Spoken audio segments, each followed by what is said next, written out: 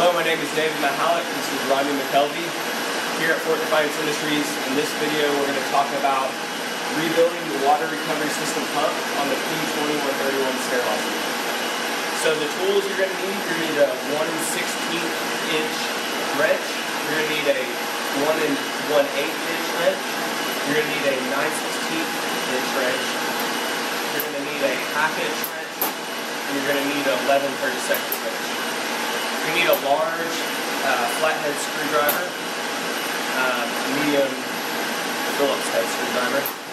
A dowel rod, we'll talk a little bit more about this in a second, just something round to press out the seal. Some snips to remove some zip ties. An 1/8 inch Allen wrench. T-handle makes it a little easier. And then some Teflon tape.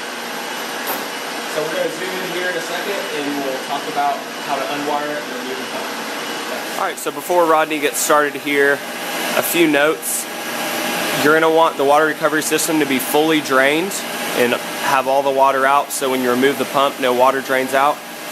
You're going to want to have it disconnected from all power because we're going to have to de-wire the motor, and so you're going to want to have no power to the electrical box up top.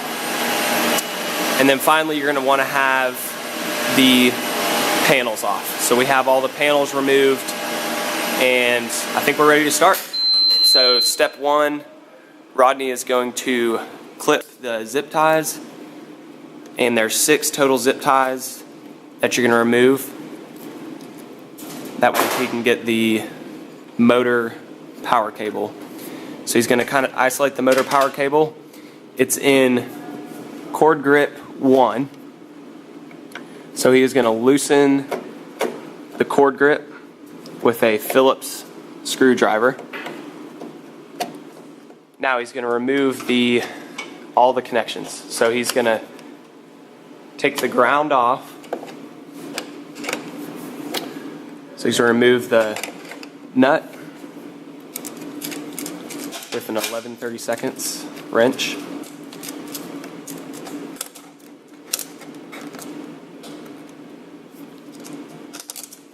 So he's got the ground wire off. Then on the terminal board, he's going to remove the Phillips screw from terminal board 1 top with the Phillips head screwdriver. Remove the wire. Then on K2A, he's going to remove connection number 8.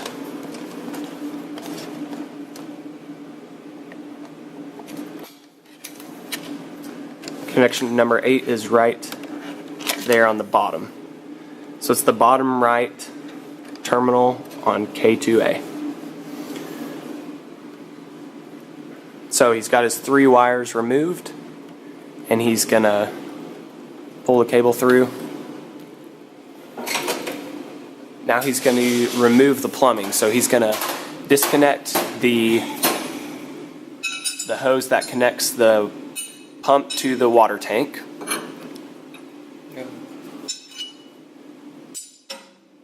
So you're going to use a 1 1/16 and a 1 1/8. He's counter torquing on the left on the 90, and then he's loosening the nut on the hose. You can just leave that hose kind of zip tied in there. Now he's going to disconnect the cross. So he's going to counter torque on the right and then loosen the nut that is on the cross. So he's loosening with a 1 1/8 and he's counter torquing with a 1 1/16.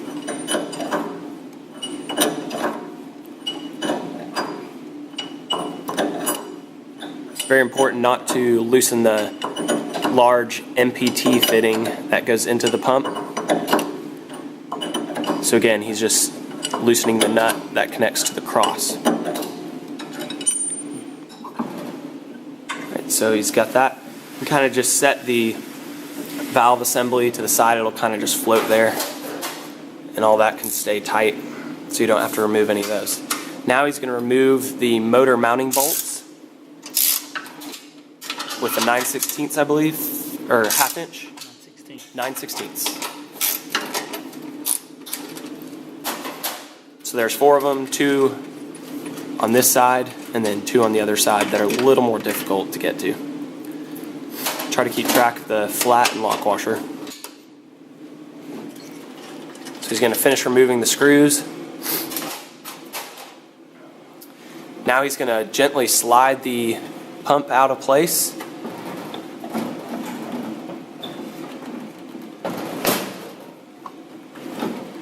Kind of have to get the hose out of the way.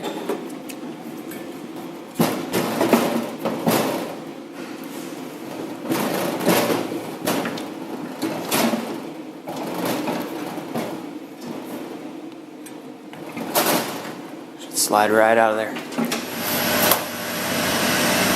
All right, now that Rodney has the pump removed, he's going to start disassembling the pump casing. So first he's going to take off the 4 bolts on the end of the pump. Just going to want to have the pump on just a flat workbench, and you're going to have to stabilize it a little bit with your other hand, or use a second person to help hold the pump. So he's using a 9/16 to loosen those 4 bolts. So he's removed the pump casing. And you can set it aside. Now he's going to remove the impeller and so he's going to twist the coupling until the set screw is on top, and he's going to remove it with an 1/8 inch Allen wrench.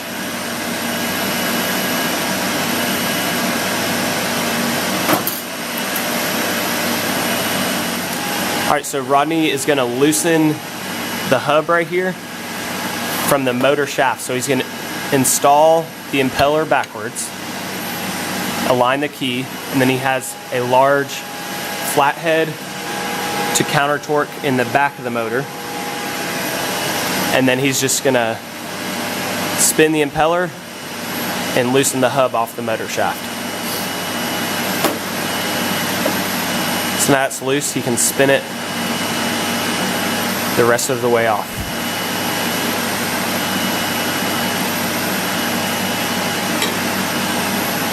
You'll see the graphite seal on the end, and we'll show you how to replace that here in a second. Alright, now that Rodney has the hub off, he's going to remove the 4 bolts that mount the pump casing to the motor, again with a 9/16 inch wrench. Pump casing will slide right off. You can see the ceramic side of the seal. It's pressed into this pump casing, and we'll show you have to use a dowel or a round rod to remove it. So if you flip it over, you're going to want to find a round object that will fit this diameter right here, and then you'll be able to lightly tap it out. So he's got a rod right here, and it fits right in there, and then he's going to lightly hit, and it'll press out that ceramic seal. So you can look down in there and just make sure it's clean before we press in the new one. Alright, so Rodney's got his workbench here organized. He's going to remove a few more parts. He's going to remove the O-ring in between the 2 pump casings just with a flathead screwdriver.